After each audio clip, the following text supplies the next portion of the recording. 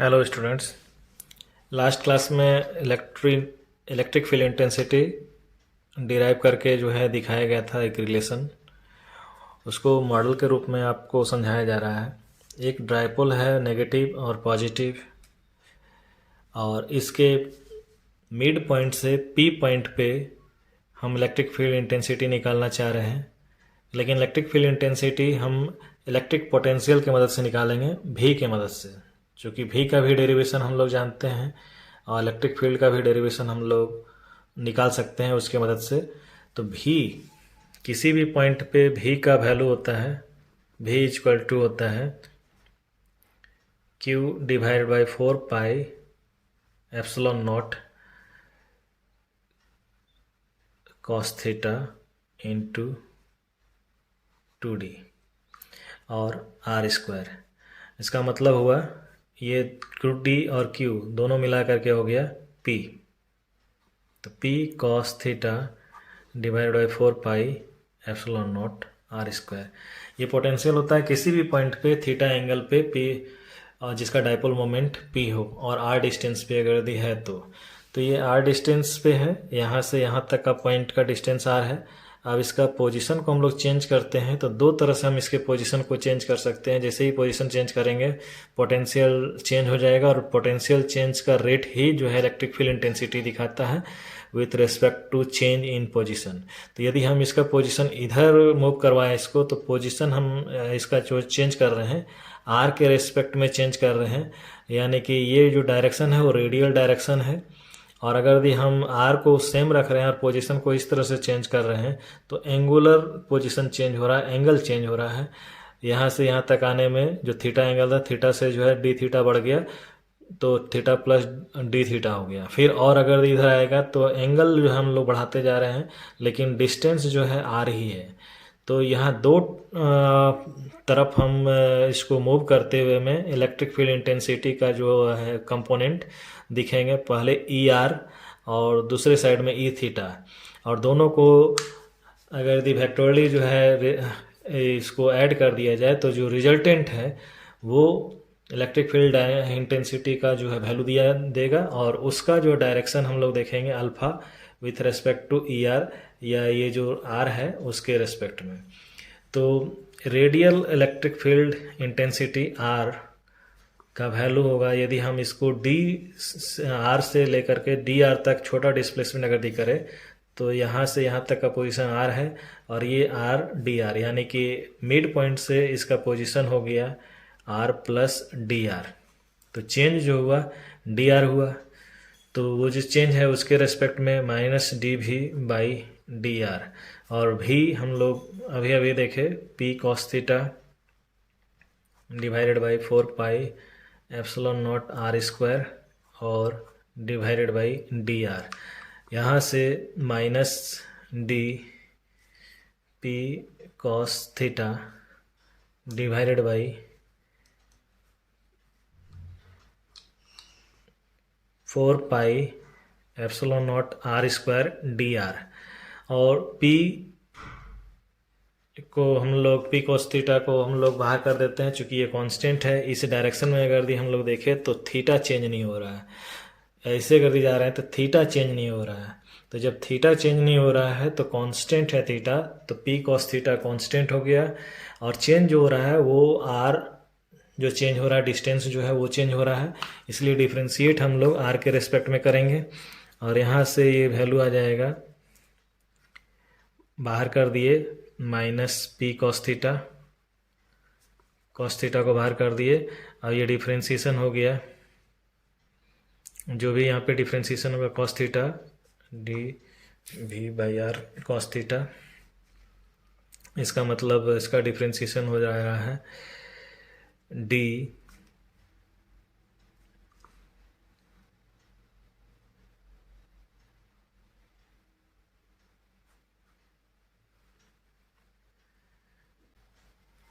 ये are square को upside कर दिए तो आर माइनस 2 और डी आर, तो यहाँ से हम लोग निकाल लेंगे माइनस पी, और इसका डिफ्रेंशिएशन जो होगा वो इसका डिफ्रेंसिएशन हम लोग जान रहे हैं, -2 इधर हो जाएगा और r में से एक और घट जाएगा तो r माइनस क्यू हो जाएगा। तो ये वैल्यू और 4 पाई एप्सिलॉन नॉट यहाँ पे है, 4 pi epsilon not, 4 pi epsilon not. तो इस तरह से रिलेशन आ गया, माइनस माइनस प्लस हो गया तो 2p cos theta divided by 4 pi epsilon naught R cube. ये हो गया रेडियल इलेक्ट्रिक फील्ड इंटेंसिटी। अब हम लोग ट्रांसवर्स इलेक्ट्रिक फील्ड इंटेंसिटी निकाल रहे हैं।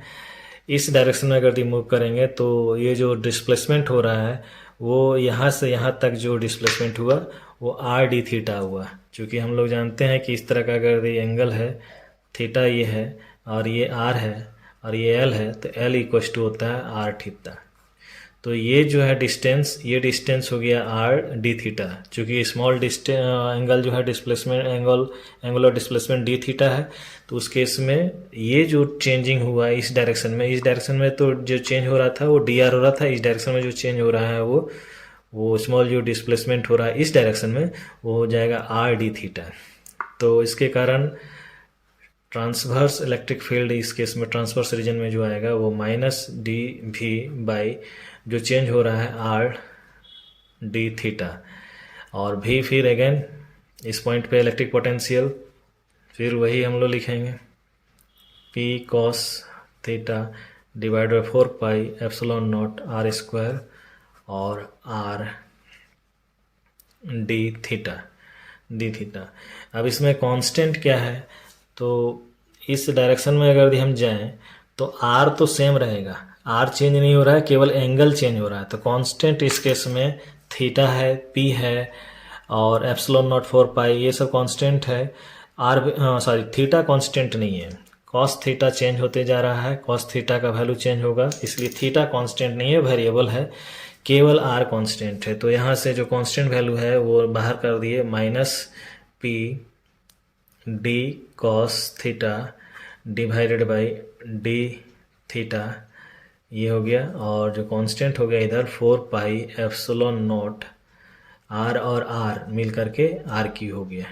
तो यहाँ पे कॉस थीटा का डिफ्रेंसिएशन होता है माइनस साइन थीटा, तो cos theta by D theta के जगह में माइनस साइन थीटा लिखेंगे तो माइनस माइनस प्लस हो जाएगा, तो plus p sine theta divided by 4 pi epsilon naught R cube. ये हो गया इक्वेशन 2। अब रिजल्टेंट किस तरह निकालेंगे, तो इस डायरेक्शन में जा रहा है ई आर और इस डायरेक्शन में आ रहा है ई थीटा। इसका मतलब ये ई आर है और ये है ई थीटा, तो रिजल्टेंट ये हो गया ई। तो E R square plus E theta square equal to E square root हो जाएगा ये, तो square root of E R square plus E theta square. अब ई आर का वैल्यू क्या हुआ, ई आर का वैल्यू तो यहाँ पे है 2p cos theta square divided by 4 pi epsilon naught R cube का स्क्वायर। ये हो गया ई आर स्क्वायर, इस टोटल का स्क्वायर अगर दी हो रहा है, और प्लस ई थीटा एक साथ लिख देते हैं, p sine theta divided by 4 pi epsilon naught R cube का होल स्क्वायर। ऐसे में जब हम लोग इसको बाहर करेंगे, स्क्वायर रूट से अगर बाहर करते हैं तो स्क्वायर रूट से बाहर करते हैं तो इस केस में 2 तो रह जाएगा स्क्वायर रूट के अंदर में, यहाँ p है, यहाँ p है, p का स्क्वायर है, p स्क्वायर है, तो p बाहर हो गया। उसके बाद नीचे में 4 पाई एप्सिलॉन नॉट भी बाहर हो गया, आर क्यू भी बाहर हो गया, चूँकि आर क्यू का स्क्वायर यहाँ भी, आर क्यू का स्क्वायर यहाँ भी है। अब स्क्वायर रूट के अंदर में आ गया तो 2 का स्क्वायर 4 होता है, 4 कॉस स्क्वायर थीटा और प्लस साइन स्क्वायर थीटा। अब इसको सिंप्लीफाई अगर करेंगे तो 4 कॉस स्क्वायर थीटा के जगह हम 3 cos square theta plus cos square theta लिखेंगे, और cos square theta plus sine square theta का वैल्यू हो जाएगा 1। इसका मतलब हम लोग इसको कैलकुलेट कर सकते हैं इस रूप में 4 pi epsilon naught R cube, और ये हो जाएगा 3 कॉस स्क्वायर थीटा और प्लस 1। तो that is final electric field intensity at this point. तो ई इलेक्ट्रिक फील्ड इंटेंसिटी का जो रिलेशन हुआ जो हम लोग को याद रखने लायक है वो है p divided by 4 pi epsilon not RQ√3 cos square theta plus 1। तो एकेडमिक एग्ज़ाम में ये आता है क्वेश्चन और उसको हम लोग डिराइव किए। बहुत जगह में बहुत लोग जो है इसको डिफरेंट तरह से डिराइव करते हैं। कुछ लोग यहाँ पे इस पॉइंट को ले आते हैं थीटा एंगल से और इसके कारण इलेक्ट्रिक फील्ड निकाल करके जो है वो रिजल्टेंट निकालते हैं। और हम यहाँ पे जब हम एक चीज़ को डिराइव किए हुए हैं ये P cos theta by 4πr², तो इसका हेल्प से भी हम लोग जो है डायपोल का जो है electric field intensity particular point पे निकाल सकते हैं। अब जो एंगल आ रहा है ये एंगल, इस एंगल के अनुसार से जो है इसका डायरेक्शन जो है अलग अलग होगा कि इलेक्ट्रिक फील्ड का डायरेक्शन क्या होगा। तो इसके रेस्पेक्ट में हम tan थीटा के रेस्पेक्ट में निकाल सकते हैं ये जो एंगल आ रहा है इस एंगल से। तो यदि इलेक्ट्रिक फील्ड इस डायरेक्शन में है रिजल्टेंट और इस जो इक्वेटोरियल एक्सिस से मतलब इक्वेटोरियल पॉइंट से है, इक्वेटोरियल पॉइंट से जो एंगल बनाया हुआ है वो थीटा है, इससे जो है थीटा एंगल है, उसके रेस्पेक्ट में जो ER है इससे अगर ये एंगल अल्फा है तो इसके रेस्पेक्ट में हम लोग जो है tan थीटा निकाल करके इसके डायरेक्शंस को निकाल सकते हैं इलेक्ट्रिक फील्ड का डायरेक्शन को। लेकिन ये इसका केस बनता है कि यदि केस बनता है कि इसमें एक्सिस पोजीशन पे क्या होगा, तो एक्सिस पोजीशन पे थीटा क्या हो जाएगा, एक्सियल पोजीशन पे थीटा 0 हो जाएगा।